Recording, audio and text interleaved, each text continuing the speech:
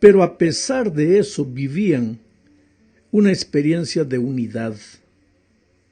Ahora, lo que motivaba esa unidad era la presencia del Espíritu Santo y el cumplimiento de la misión. Si hoy nosotros queremos tener una iglesia unida, tenemos que clamar por el trabajo del Espíritu Santo y tenemos que comprometer a cada miembro en el cumplimiento de la misión. Leamos lo que dice Hechos 2, 44 al 47. Voy a ir comentando el texto a medida que voy leyendo. Dice, todos los que habían creído estaban juntos. Mira, creer y estar juntos son dos experiencias que van agarradas de la mano. Cuando una persona no es capaz de vivir en espíritu de unidad, de vivir junto a los otros, es porque de alguna manera no ha creído. Quiere decir, puede haber creído intelectualmente, pero el creer bíblico no es apenas teoría, es la entronización de la verdad, de los conceptos bíblicos en la vida, la encarnalización del mensaje. Bueno, el texto dice, todos los que habían creído estaban juntos y tenían en común todas las cosas. Y vendían sus propiedades y sus bienes y los repartían a todos según la necesidad de cada uno. Y perseverando unánimes, nuevamente se menciona aquí el concepto de la unidad, perseverando unánimes cada día en el templo y partiendo el pan en las casas, comían juntos, nuevamente el concepto de unidad, juntos, comían juntos con alegría y sencillez de corazón alabando a Dios y teniendo favor con todo el pueblo. Teniendo favor con todo el pueblo se refiere al testimonio que la iglesia cristiana daba. El pueblo los veía ese espíritu de unidad, de compañerismo, de sencillez, de alabanza, y pues entonces el pueblo miraba con ojos de admiración a la iglesia de Dios. Sigo leyendo. Y el Señor añadía cada día a la iglesia los que habían de ser salvos. Ahora yo te pregunto, ¿por qué ellos compartían sus bienes? ¿Por qué la iglesia no hace lo mismo hoy? Bueno, este estilo de vida, de compartir todo lo que tenían, era motivado por dos razones. Recuérdate que al despedirse el Maestro en el Monte de la Asunción, ellos habían recibido dos órdenes claras de Jesús. Primero, debían esperar la venida del Espíritu Santo. Ellos pensaban que esto, la venida del Espíritu, ya se había cumplido en el Pentecostés. En segundo lugar, ellos deberían predicar el Evangelio a toda nación, tribu, lengua y pueblo. Esa era la segunda orden. Y ellos creían que esto también ya se había cumplido cuando ellos predicaron cada uno en diferentes lenguas por ocasión del Pentecostés. Pero estaban equivocados. ¿Por qué? Primero, porque la venida y el trabajo del Espíritu Santo no sería un evento que ocurriría en un determinado momento de la historia como en el Pentecostés, sino que sería una acción diaria en la vida de cada discípulo. El segundo error que ellos cometieron es que pensaban que ellos habían predicado el Evangelio en diferentes idiomas y con eso ya habían cumplido la predicación del Evangelio. Pero la realidad es que la predicación no había sido terminada. Había sido terminada en Jerusalén y que con relación al resto de la tierra. Solo que esta mala interpretación de la venida del Espíritu Santo y del cumplimiento de la misión, pues los llevó a creer que Jesús vendría en cualquier momento en sus días. Y siendo así, entonces, ¿para qué preocuparse con el futuro? Por eso todos estaban juntos, dice el texto, y tenían en común todas las cosas y vendían sus propiedades y sus bienes y los repartían a todos según la necesidad de cada uno. Porque ellos pensaban que no había motivo más para tener propiedad particular, ya que Jesús estaba volviendo en esos días. Sin embargo, querido, hay cosas que debemos aprender del estilo de vida de estos primeros cristianos. No precisamente el hecho de vivir todos juntos compartiendo todo. Eso, como lo veremos más adelante en la historia, les creó problemas a ellos mismos, porque, como ya dije, no eran angelitos. Y en poco tiempo empezaron a aparecer aquellos que querían aprovecharse de lo que los otros tenían sin trabajar. Y claro que los que trabajaban no podían aceptar eso. Pero bueno, a despecho de todo, me impresiona lo que dice: y perseverando unánimes cada día en el templo, y partiendo el pan en las casas, comían juntos con alegría y sencillez de corazón, alabando a Dios y teniendo favor con todo el pueblo. Y el Señor cada día añadía a la iglesia los que habían de ser salvos. Dos cosas: a pesar de los conflictos humanos, ellos eran hombres y mujeres sinceros que oraban. Y cuando la iglesia de Dios ora, pues suceden cosas maravillosas. Segundo, a pesar de sus diferencias humanas, ellos vivían en unidad y su testimonio era tan poderoso que el Señor añadía cada día a los que iban a ser salvos. Quiere decir, la multiplicación de los miembros en esos días no era el resultado apenas de las estrategias humanas, sino de la manera de vivir. Era el Señor que añadía los miembros.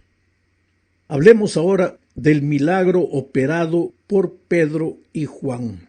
Esta es la segunda parte. La historia de este milagro está registrada en Hechos capítulo 3. ¿Sabes? Los capítulos 3 y 4 enfatizan el nombre de Jesús. En estos dos capítulos se menciona 7 veces la expresión en el nombre de Jesús.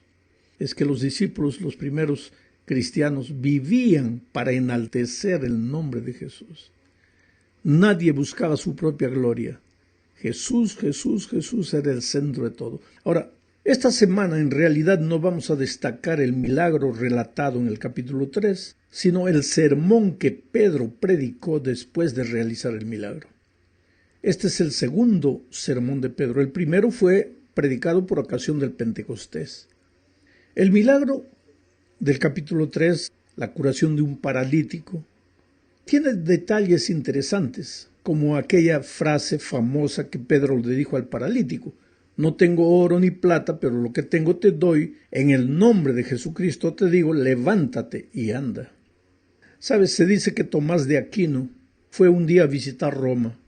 Mientras observaban los fastuosos tesoros, el líder religioso le dijo: ¿sabes, Tomás? Hoy no podemos decir como Pedro dijo, no tengo oro ni plata, porque sí tenemos. Y Aquino replicó: sí, Señor, pero tampoco hoy podemos decir, en nombre de Jesucristo, levántate y anda. Ahora, sabes que esta es la realidad de cualquier iglesia hoy. Tenemos bienes materiales, pero hemos perdido el poder que viene del Espíritu. Pero en fin, como dije, vamos a analizar el sermón de Pedro. Está registrado en Hechos capítulo 3, versículos 12 al 26. Hay por lo menos 6 puntos que debemos destacar en este sermón. Primero, fue un sermón bíblico. Pedro citó Deuteronomio 18:15, que dice: profeta de en medio de ti, de tus hermanos, como yo, te levantará Jehová tu Dios, a él oiréis. Ahora, en este sermón Pedro toma este texto, lo aplica a Jesús y lo relaciona con el rechazo del pueblo de Israel a Jesucristo. O sea, Pedro comienza su mensaje con este texto bíblico. El mensaje todo es desarrollado en torno de este texto bíblico. Segundo, en este sermón de Pedro vemos que Pedro levanta al Jesús sufriente. El versículo 18 dice: pero Dios ha cumplido así lo que había antes anunciado por boca de todos sus profetas, que su Cristo había de padecer. Pedro predica al Cristo sufriente. En tercer lugar, Pedro habla de la resurrección de Cristo, porque no todo fue sufrimiento y muerte. El versículo 15 dice: y matasteis al autor de la vida, a quien Dios ha resucitado de los muertos. Ha resucitado de los muertos, de lo cual nosotros somos testigos. Pedro habla no solo del sufrimiento, sino de la resurrección de Cristo. En cuarto lugar, Pedro presenta a Jesús exaltado. Versículo 13 dice: el Dios de Abraham, de Isaac y de Jacob, el Dios de nuestros padres, ha glorificado, ha exaltado a su Hijo Jesús. En quinto lugar, Pedro menciona la segunda venida de Cristo. El versículo 20 dice: y él, refiriéndose al Padre, envíe a Jesucristo, que os fue antes anunciado. Y en sexto lugar, habla del arrepentimiento. Versículo 19 dice, así que arrepentíos y convertíos para que sean borrados vuestros pecados, para que vengan de la presencia del Señor tiempos de refrigerio. Sabes, mi hermano querido, este es un modelo de sermón bíblico. El principio, el medio y el final del mensaje es Cristo. Jesús muerto por nuestros pecados, Jesús resucitado, Jesús glorificado y Jesús pronto a regresar. Y finalmente termina con un llamado al arrepentimiento. Ningún mensaje debe terminar sin un llamado. Todo esto es algo que los predicadores necesitamos siempre recordar. No digo aprender, porque lo sabemos. Necesitamos recordar cada vez que hacemos un sermón, ¿dónde está Jesucristo? La sierva del Señor dice al respecto en Obreros Evangélicos, página 164, lo siguiente. Los adventistas del séptimo día deberían destacarse entre todos los que profesan ser cristianos en cuanto, los adventistas del séptimo día deberían destacarse entre todos los que profesan ser cristianos en cuanto a levantar a Cristo ante el mundo. O sea, de todas las iglesias que se dicen cristianas, la iglesia adventista debería destacarse en levantar a Jesús ante el mundo. Ahora, esto no quiere decir que no se puede predicar otras verdades. Mira lo que sigue diciendo ella. La proclamación del mensaje del tercer ángel exige la presentación de la verdad del sábado. Esta verdad, junto con las otras incluidas en el mensaje, ha de ser proclamada. Pero el gran centro de atracción, Cristo Jesús, no debe ser dejado a un lado. Es en la cruz de Cristo donde la misericordia y la verdad se encuentran y donde la justicia y la paz se besan. El pecador debe ser inducido a mirar al Calvario con la sencilla fe de un niñito. Debe confiar en los méritos del Salvador, aceptar su justicia, creer en su misericordia. Esta es la misión del predicador. Vayamos ahora a la tercera parte. Aquí hablaremos sobre la prisión de Pedro y Juan. Mira, si no deseas ser criticado o perseguido, simplemente no hagas nada. La iglesia de Dios en esos días estaba formada por un puñado de hombres y mujeres unidos y comprometidos con la misión y llenos del Espíritu Santo. Así llenos del Espíritu, pues hacían maravillas, y esto despertó la oposición de quienes ostentaban el poder. Si lees el capítulo 4 de Hechos, verás que los líderes judíos de aquellos días mandaron prender a Pedro y Juan, no por causa del milagro, sino del sermón que Pedro había predicado. El milagro era solo un pretexto. Explico. En aquellos tiempos, los líderes judíos eran mayormente saduceos. Los saduceos no aceptaban la resurrección, y como el centro del mensaje de Pedro había sido el Cristo resucitado, pues los saduceos se sintieron incomodados. Los saduceos eran religiosos, aristócratas, ricos, y mantenían posiciones de poder. Por ejemplo, el sumo sacerdote era saduceo. Ellos ocupaban la mayoría de los 70 lugares del concilio gobernante llamado el Sanedrín. Bueno, estos saduceos prendieron aquel día a Pedro y Juan, los encarcelaron y al siguiente los llevaron al concilio para acusarlos. El relato dice en Hechos 4, 7 al 12, lo que voy a leer. Y poniéndoles en medio les preguntaron, ¿con qué potestad o en qué nombre habéis hecho vosotros esto?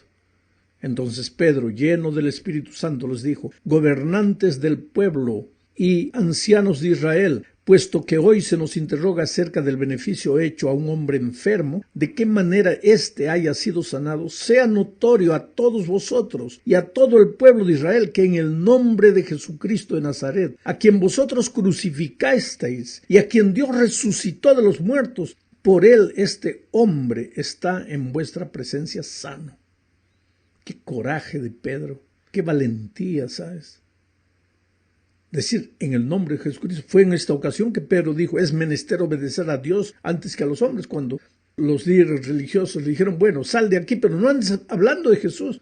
Y Pedro dijo, no, Señor, yo les obedezco a ustedes, pero si lo que ustedes me piden está contra lo que Dios me pide, voy a obedecer primero a Dios. Después de esto, los líderes religiosos mandaron soltarlos. El versículo 21 relata así: ellos entonces les amenazaron, los líderes, ¿no?, y les soltaron, no hallando ningún modo de castigarles por causa del pueblo, porque todos glorificaban a Dios por lo que se había hecho. Esos hombres que tenían el poder tenían miedo también del pueblo, porque del pueblo viene el poder, y el pueblo estaba con los cristianos. Aunque no se convertían, muchos admiraban la vida de los cristianos. En la cuarta parte veremos el caso de Ananías y Zafira. Esto ya está en el capítulo 5. Ambos vendieron un terreno y prometieron darlo a la iglesia. Sin embargo, después de venderlo, se quedaron con una parte del dinero y dijeron que el dinero que estaban llevando a la iglesia era todo lo que habían conseguido como resultado de la venta. Mintieron. Ahora, no tenían por qué hacerlo, porque no era obligatorio dar todo lo que se tenía a la iglesia. Ellos prometieron porque quisieron, y después no fueron honestos con Dios, no llevaron todo. El resultado fue que ambos murieron como resultado de su deshonestidad, de su mentira. Ahora hay una cosa interesante. Ananías significa Dios es lleno de gracia, y Zafira significa bella. Sin embargo, ambos ignoraban que la santidad y la justicia son parte de la gracia. Gracia no es permisividad. Y ambos fueron manchados por la fealdad del pecado. ¿Por qué prometieron y después no cumplieron? No sabemos. La verdad es que ambos vivían de la apariencia. Cuando hicieron la promesa, seguramente que todos los admiraron y creyeron que si había una pareja generosa en la iglesia era aquella. Y eso les gustaba a Ananías y Zafira. Pero ellos ignoraban que Dios repudia el deseo de vivir solo de apariencias. ¿Recuerdas el caso de la maldición de la higuera que no tenía frutos? Jesús no maldijo aquella higuera porque no tenía frutos, sino porque no teniendo aparentaba tenerlos, estaba lleno de hojas. Ananías y Zafira tampoco murieron porque no dieron.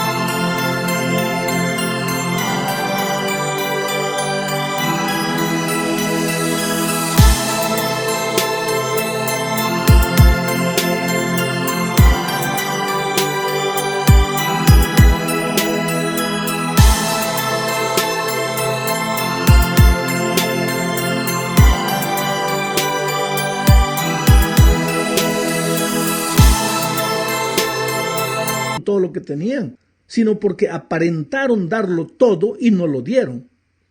Y si hay algo que el Señor no acepta, es la hipocresía, la mentira, la deshonestidad, el deseo de vivir solo de apariencias. Llegamos al fin de este estudio. Hablaremos aquí del segundo arresto de Pedro. El capítulo 5 de Hechos habla de las maravillas que Dios operaba a través de la vida de sus apóstoles. Ellos no solo predicaban y enseñaban, sino que curaban y hacían milagros. Muchos se preguntan, ¿por qué en aquellos días se obraba tantos milagros y hoy no? Es que en aquellos días la iglesia estaba naciendo y eran necesarios los milagros para llamar la atención del pueblo. Si tú revisas la historia bíblica en el Antiguo Testamento, verás que en ocasiones como la de Elías, de Moisés, que era necesario, Dios estaba abriendo una puerta de oportunidades, eran necesarios milagros y Dios obró milagros. Ahora la iglesia estaba naciendo, Dios obró milagros. Y yo tengo la seguridad que lo mismo va a suceder en los últimos días, porque para el pregón final del Evangelio, Dios va a hacer que su iglesia sea una iglesia de milagros. Hay que clamar por el Espíritu, por el poder del Espíritu, y hay que prepararnos para las grandes cosas que Dios está dispuesto a hacer en su iglesia. Los milagros eran tantos en